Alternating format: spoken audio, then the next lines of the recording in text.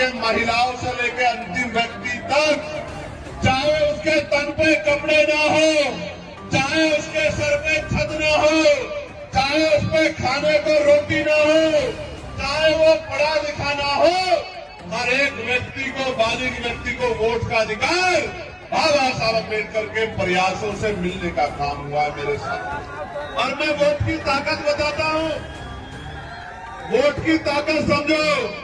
अगर ये वोट का अधिकार नहीं होता तो ये जो बड़े बड़े कुर्ते वाले, बड़ी बड़ी गाड़ियों वाले, बड़े बड़े खन्ना सेठ आपकी गलियों में आते हैं, चुनाव के समय आपके पैर पकड़ते हैं, आपके पैर छूते हैं, आपके घर का खाना खाते हैं, आपसे भाईचारा निभाते हैं, आपके घर में कुर्सियों पर बैठ के कहते हैं कि माँ मेरे सिर पे हाथ रख दो, चाची, भाभी, बुआ, ताई, दादी मेरे सर पे हाथ रख दो।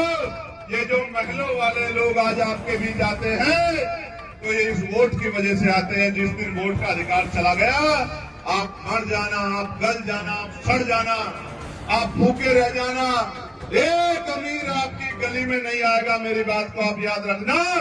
एक वोट के रूप में हथियार, स्वाभिमान सम्मान का जीवन दिलाने के लिए हथियार बाबा साहब अम्बेडकर हमको दिला के गए हैं।